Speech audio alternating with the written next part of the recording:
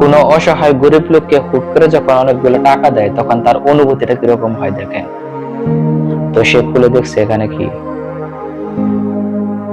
সে দেখতে পেয়েছে অনেকগুলো টাকা। তো এখন সে কি করবে দিশা পাচ্ছে না, মাথাটা পানি দিয়ে ভিজালো।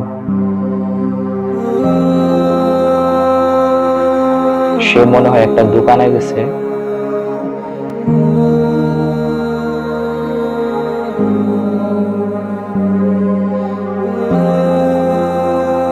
সে বলতেছে আর কি তার টাকা।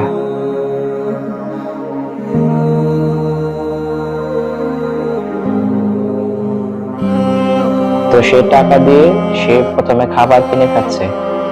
তো তাহলে দেখেন, যদি তার কাছে টাকা থাকতোই সে খাবার খেয়ে নিত আগেই। তো টাকা না থাকার কারণে সে খাবারও খায়নি, সে টাকা পেয়ে প্রথমে খাবার খাচ্ছে।